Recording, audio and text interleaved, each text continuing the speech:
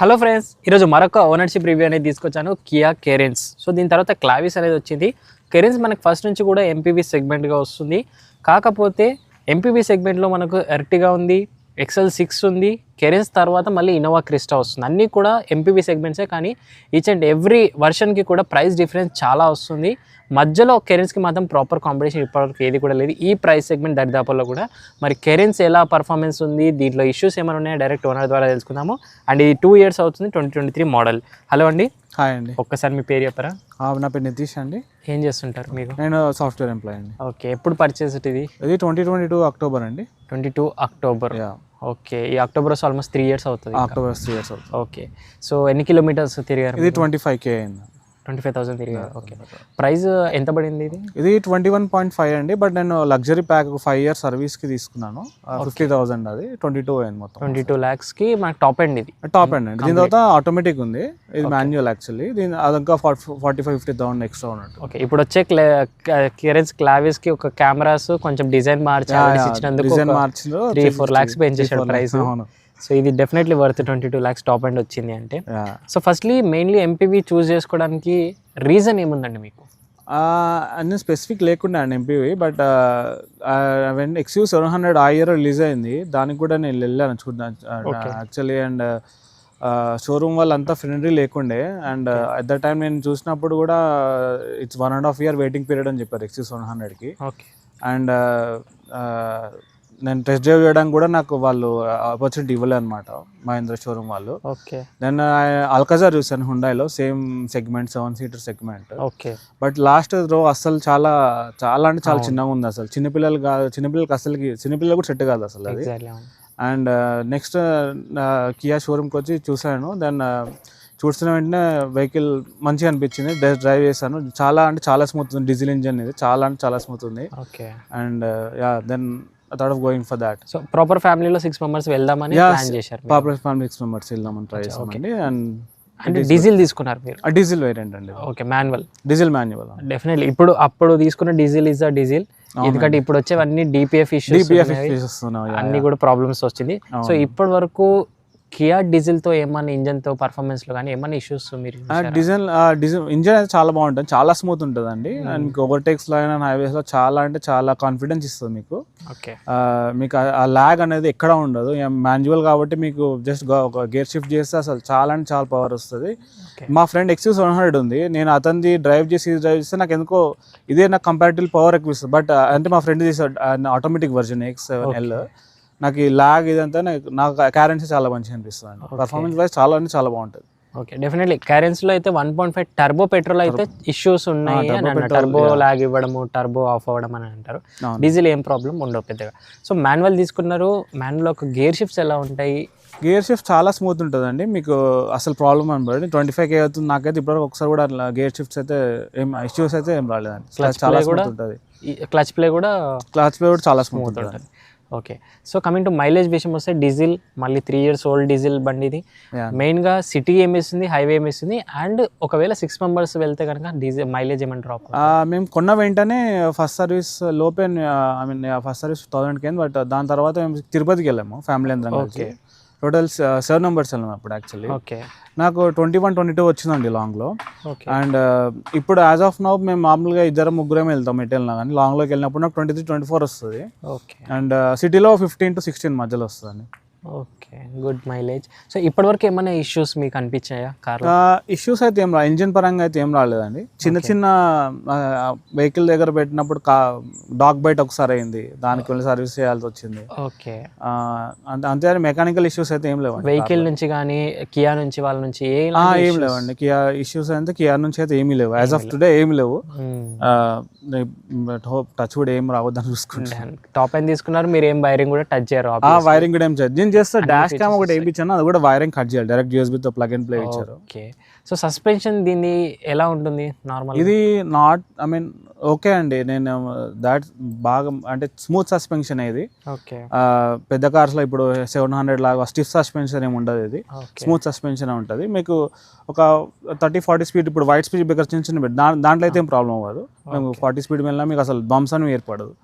మరీ కొద్దిగా అగ్రెసివ్ ఉంటే then you will feel bumps inside. Simply Seltos suspension అనుకోవచ్చు. సెల్టో సస్పెన్షన్ అంతే వస్తుంది. మరి బాడీ వెయిట్ కూడా తక్కువ దీన్ని కంపేర్ టు 700 అండ్ అవి బాడీ వెయిట్ కూడా తక్కువ కాబట్టి మీకు అంత అనిపించదు బేసిక్. సో 7 మెంబర్స్ కూర్చున్న తర్వాత ఎప్పుడన్నా గ్రౌండ్ క్లియరెన్స్ ఇష్యూ కానీ మీరు ఎప్పుడు గ్రౌండ్ క్లియరెన్స్ ఎప్పుడు టెస్ట్ చేయలేదు. గ్రౌండ్ క్లియరెన్స్ 7 మెంబర్స్ కూర్చున్నప్పుడు మేబీ అంటే మీకు కనిపిస్తుంది, అది కింద కనిపిస్తుంది కొద్దిగా కార్ వెనకాల, మీకు డెఫినెట్గా బ్యాక్ చూపిస్తే కింద ఇట్లా కూర్చుంటుంది కొద్దిగా. ఓకే. సో గ్రౌండ్ క్లియర్ ఎప్పుడు టచ్ అవ్వలేదు ప్రాబ్లం. అందుకే వీళ్ళు స్పెసిఫిక్గా వీల్ సైజ్ కూడా 16 ఇంచే ఇచ్చారు. మేబీ దానివల్లనేమో మీకు they could have but 17 inch actually, but 16 ఇంచే దానికి రీజన్ ఉంది. ఓకే. ఫుల్ లోడ్ కూడా మీకు ఎక్కడ టచ్ అనిపించదు, మంచిగా వెళ్ళిపోతుంది స్మూత్. ఓకే. దీంట్లో మనకి 17 వచ్చేసి ఎక్స్ లైన్ ఏదో లాంచ్, దాని తర్వాత వచ్చిన మోడల్ 17 వచ్చినట్టు, అంటే ఆ ఇయర్ లో లేకుండా ఎక్స్ లైన్ యాక్చువల్లీ 2023 లో స్టార్ట్ చేసినారు ఎక్స్ లైన్. ఓకే. 2022 లో లేకుండా ఎక్స్ లైన్. బ్రేకింగ్ కూడా మీకు 4 డిస్క్ బ్రేక్స్. 4 డిస్క్ బ్రేక్స్ అండి. బ్రేకింగ్ చాలా బాగుంటుంది, చాలా అంటే చాలా బాగుంటుంది డిస్క్ బ్రేక్. ఓకే. పర్ఫార్మెన్స్ చాలా బాగుంటుంది. సో ఒక్కసారి మనం బూట్ స్పేస్ చూద్దాం. దీంట్లో అల్కాజర్ తో కంపేర్ చేస్తే ఎంతవరకు ప్రాక్టికల్ ఉంటుంది? అల్కాజర్ తో ప్రాక్టీస్ చేస్తే మీకు లాస్ట్ రో అయితే అల్కాజర్ వేస్ట్ అండి. దాంట్లో క్రెటా తీసుకోవడం బాగుంటుంది 5 సీటర్ సింప్లీ. అది లాస్ట్ రో అల్కాజర్ అసలు కూర్చొని కూడా కూర్చోలేము. అది చిన్నపిల్లలు అని చెప్తాడు కానీ వాడు చిన్నపిల్లలు కూడా కూర్చోలేరు దాంట్లో అసలు యాక్చువల్లీ. ఇందులో మాక్సిమం రెండు చిన్న సూట్ కేసులు పడతాయేమో అంతే. డెఫినెట్లీ ఇది థర్డ్ రో ఉన్న తర్వాత కూడా మనకి బూట్ స్పేస్ అనేది వచ్చింది. అవును. దీని కింద కూడా మళ్ళీ స్టోరేజ్ స్పేస్, కింద స్టోరేజ్ ఇప్పుడు షూస్ అవి ఉన్నాయి బట్ స్టోరేజ్ స్పేస్ ఉంటుంది. అండ్ నేను ఒకటి విన్నాను, కెరెన్స్ లో అన్ని సీట్స్ ఈ second and third row fold చేస్తే బెడ్ లాగా అవుతుంది. బెడ్ లాగా, అవునండి. మీరు జస్ట్ పూజ చేస్తే మీకు బెడ్ యాక్చువల్లీ. ఇది నేను ట్రై చేశాను కూడా ఒకసారి, బట్ ఇట్స్ అవును. మళ్ళీ ఇది 1 టచ్ టంబ్లింగ్ డౌన్ కదా, మీకు కంప్లీట్ జీరో వెళ్ళిపోతుంది ఇలా. సో కంప్లీట్ ఒక బెడ్ అయిపోతుంది అక్కడ వరకు. నైట్ ఒకళ్ళు ఇద్దరే ట్రావెల్ చేస్తే మాత్రం బయట అకామిడేషన్ దొరకకపోయినా కార్లో ఈజీగా, నో ప్రాబ్లం అది. అండ్ స్పేర్ వీల్ మనకు కింద వస్తుంది. సేమ్ 16 ఇంచ్ అండి, అది కూడా స్టీల్ వీల్ వస్తుంది. అక్కడ కాస్ట్ కటింగ్ చేసి స్టీల్ రాదు, అలాయ్ రాదు. హ్యాస్ హోండా అండ్ కియా వాళ్ళ జిమిక్స్. So definitely. అండ్ ఇంకోటి నాకు నచ్చింది, థర్డ్ రోలో మనకు USB charging ports, AC vents వస్తాయి, లైట్ వస్తుంది, రెండు ఛార్జింగ్ పోర్ట్స్ చూడవచ్చు టైప్ సివి.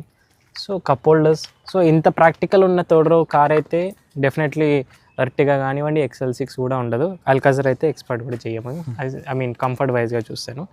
సో ఇంకా సెకండ్ రోకి వచ్చే వరకు కంఫర్ట్ ఎలా ఉంటుంది దీంట్లో? సెకండ్ రో చాలా బాగుంటుందండి. సెకండ్ రో కంఫర్ట్ అయితే చాలా అంటే చాలా బాగుంటుంది. అండర్ థై సపోర్ట్ కూడా బాగుంటుంది.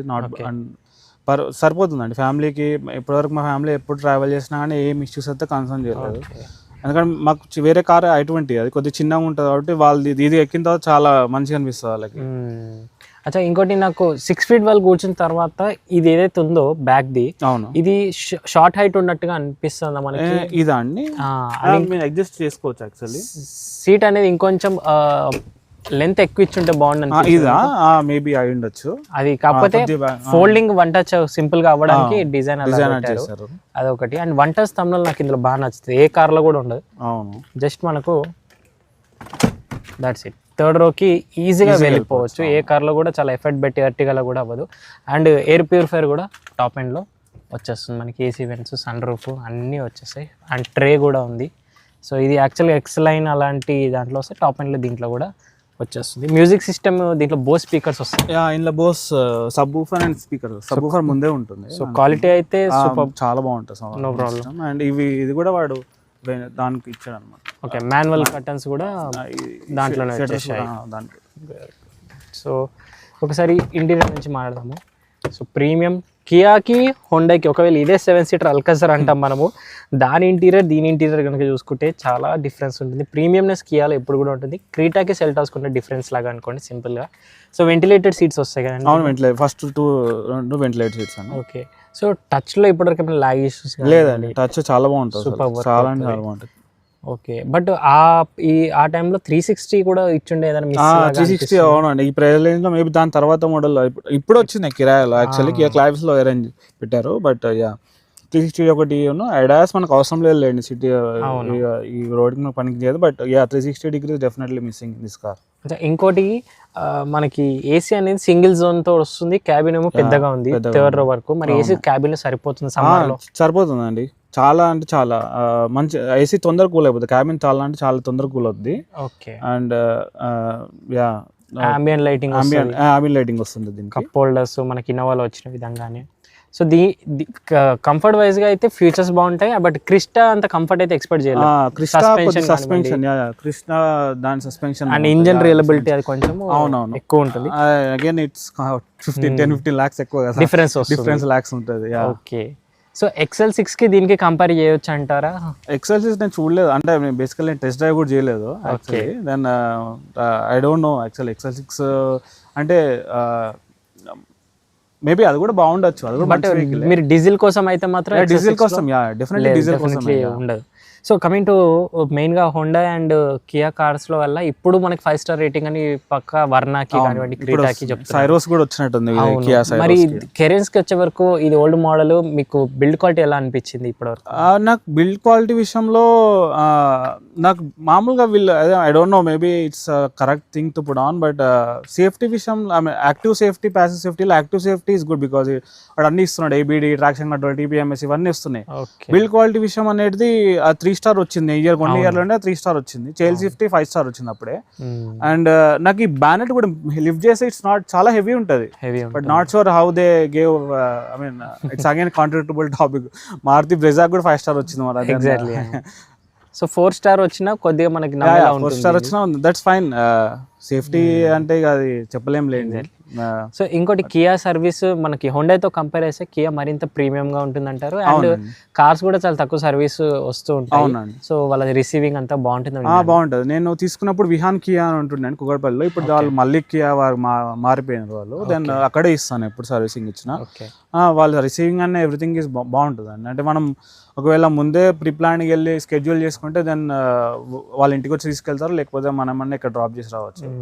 అండ్ అదే వెళ్ళిన వెంటనే they treat like very good. I mean మనకి ఒక వాట్సాప్ గ్రూప్ క్రియేట్ చేస్తారు, దే విల్ అప్డేట్స్ అన్ని సెండ్ చేస్తుంటారు మనకి వెంటనే ఏమేమి డీజిల్ చేంజ్ అయినా ఇవన్నీ ఏమైనా చేంజ్ చేస్తుంటే అప్డేట్స్ ఇస్తుంటారు అన్నమాట. సర్వీసెస్ ఎన్ని ఇప్పటి వరకు మీకైతే? ఇది 4th అయిపోవచ్చు మొన్ననే, 4th అనుకుంటాను. Every 7,000 or 10,000?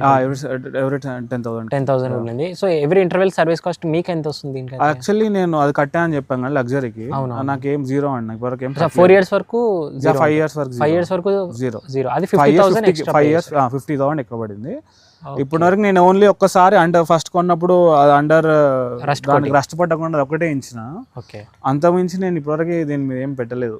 లేబర్ చార్జెస్ కూడా ఏమి ఉండవండి, 0. డైరెక్ట్ వెళ్ళి వెహికల్ పెట్టి మళ్ళీ తీసుకొని వచ్చేసాను. ఒకవేళ ఏమన్నా అయిపోతే, అంటే నేను మొన్న రీసెంట్ PPF వేయించాను, హాఫ్ ఆఫ్ ద బాడీ వేయించాను, షోరూమ్ లోనే వేయించాను. ఆఫర్ ఉందంటే అంతే తప్పితే నాకు ఈ ఇంజిన్ ఆయిల్ కి సర్వీస్ కి దీనికి ఏం 0 ఒక్కడు కూడా. డీలర్ PPF మీకు ఎంత పడింది కాస్ట్? డీలర్ PPF నా ఫుల్ వేయించలేండి. బ్యానెట్ టచ్ పాయింట్స్ ఎక్కడెక్కడ టచ్ పాయింట్స్ ఉన్నా వేయించాను. బ్యాక్ దానికి ఇట్లా ఇది దీనికి ఇది 16,000 చేంజ్ పడిందండి. ఓ నైస్. బట్ ఏంటంటే 16,000 ప్రైస్ లో మనకు సో వర్త్ అయితే అనిపిస్తుంది. బట్ క్వాలిటీ వైజ్ గా మాట్లాడితే మనకి మళ్ళీ రిమూవ్ చేసేప్పుడు పెయింట్ పోవడం అది ఏం క్వాలిటీ చేశారు? మంచి క్వాలిటీ అని చెప్పాడు యాక్చువల్లీ. ఇంకా డీలరే కదండి, మాకు 5 years వారంటీ ఇచ్చిండు. ఒక 5 years ఏమైనా మీకు చేయిస్తా అని చెప్పిండు. ఓకే, సో అదొకటి. సో ఇంకోటి ఒక ఫ్యూచర్ మిస్సింగ్ 360, ఎందుకంటే పెద్ద వెహికల్ 360 ఉండే యాక్చువల్లీ ఆ ప్రైస్ రేంజ్ లో. బట్ ఆ టైంలో సెల్టోస్ ఉంది, సెల్టోస్ GT లైన్ కి X లైన్ కి ఉంది. But current top model forward తీసుకుంటే బాగుండేది ఆ ఫీచర్.